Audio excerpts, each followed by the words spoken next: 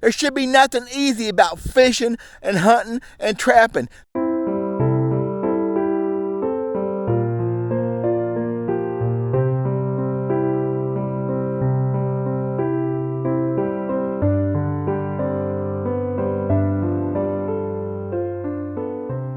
Tangled up, son of a buck. Get hung up in everything. Ain't new, y'all. Well, it ain't new anyway. It was not new when it was new to bass fishing, I mean.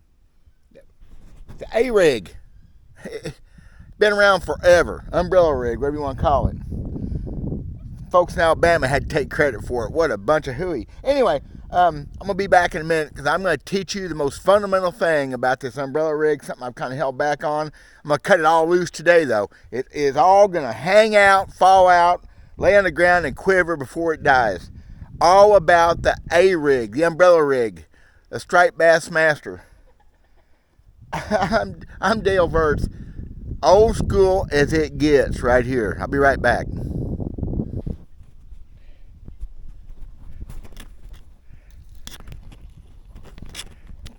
Good gosh, tangle. What the heck have I got to do to get this thing? Oh my gosh. So it's been a month today since I've been in my bass boat. And I'm sitting here in the field. I really want to do this video on the water. Water's pretty hard. We're going to go look at it later. See if I can find any place to put a boat in tomorrow. I'm holding out. I don't think it's going to happen. I mean, we got 4, 5, 6 inches of ice some places on lakes here in Missouri. So we're going to talk about the fundamentals. ARIG, the most important thing about an ARIG. Is this in the way? I'll be back in a minute. So if you didn't know, boy, that sun feels good. If you didn't know, ARIG, umbrella rig is nothing new. It comes from the East Coast striped bass fishermen. We heard about it a long time ago, but it also isn't new as far as inland fishing, bass fishing. Jimmy Houston told a story in the early 80s about a guy, I think Lake Texoma with him in a tournament, had one tied on with 7 baits and made one cast and caught a limit. Now, Jimmy may have exaggerated a little bit, but he basically caught a limit in one cast, is what Jimmy said.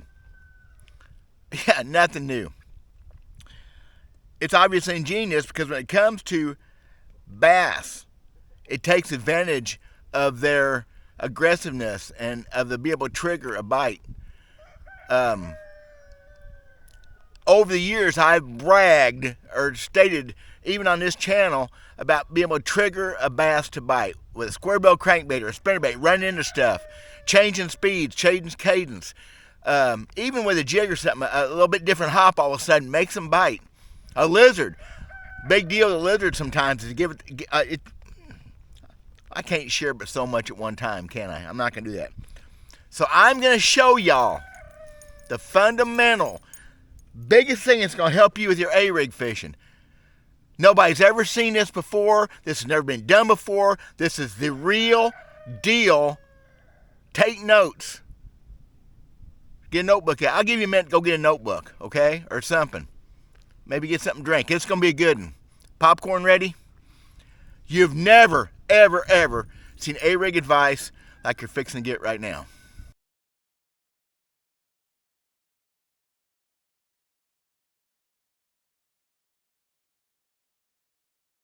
Hope I got this sun right. Hey, y'all, I got to talk about the solar bat sunglasses, okay? 30% off sale, Valentine's Day sale. Guys, optical clarity, that's something you keep hearing about. One of the biggest things that solar bat has over other, even more expensive sunglasses is the amount of times that Gary has put into these lenses. And it dawned on me the other day how many times I've wore sunglasses over the years and had that kind of a Led Zeppelin, Tom Petty video. Perfect side to side, top to bottom. Anyway, 30% off. And if you use the promo code that I put in the link, you get free shipping and handling too. Check it out, y'all. I promise you, Gary Netsy's the real deal. He's a bass fisherman, optometrist, and he got a great, great sunglasses. Back to the action. Right over here. I'll be right back. Like I said, I'd rather have done this on the water. I think it would have been a little bit more of an impact on the water video. One thing I want to say, everybody's looking for something easy, and I'm dead against that.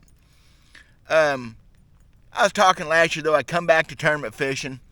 The ARIG thing is new to me. Not new to a bunch of you guys, but new to me.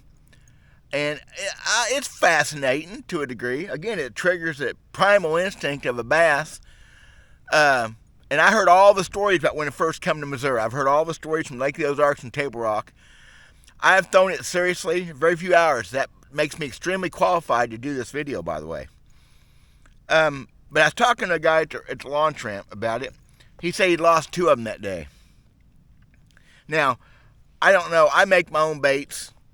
Even the twister tails, all these grubs are mine. I make myself. Of course, I could make these too, of course, but buy all that hardware. It's easy to have $20, $25 plus in one of these things. It freaked me out. Why are you losing them? Get them hung up in brush piles. Wow. Well, it was funny because the week before, the water was clear. It was March, and I was fishing over in front of a dock with a big old massive bunch of brush. Over the years, it's just got better. Look down there, you see these things like some sort of weird, funky Christmas tree from hell. It was dotted with these ARIGs all shiny down there, and some knots, I could see them. The heck? Ain't no virgin water there.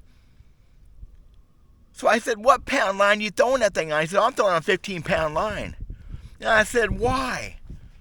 Well, because that's what he was using. I said, dude, I'm using 50-pound braid if I'm throwing one. I hadn't thrown one yet. I'm being a smart aleck. 50-pound braid? He said, 50 pound, that'll spook the fish.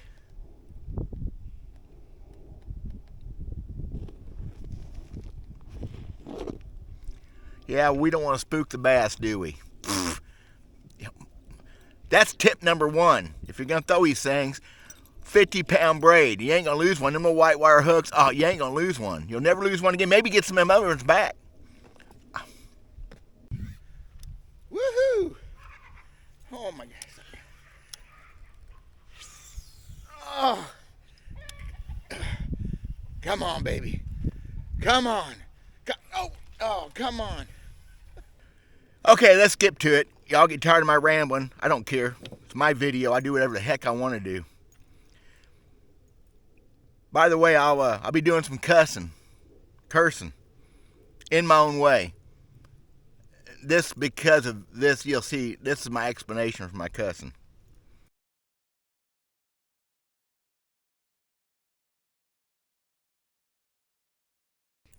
Y'all, these things are a frailing pile of dren. Yeah, look it up. Frailing pile of dren. They're frailed up from front to front. They're full of dren.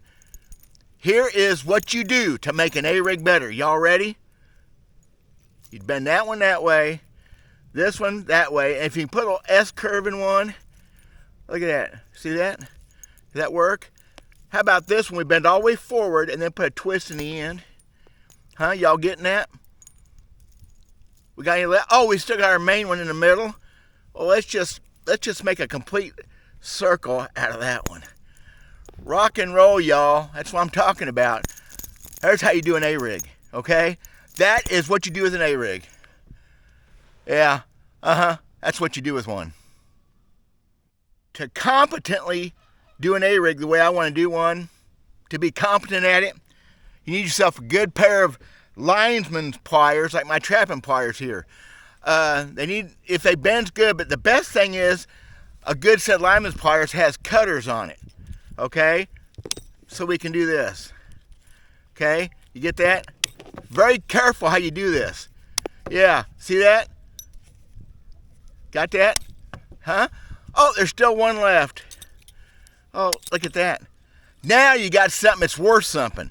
Yeah, I'll melt that down, take the lead, and pour something out of it that's a good bait and not a piece of dren ARIG. That's what they're worth to me. Now you learned something. See y'all later, unless you want to hang around.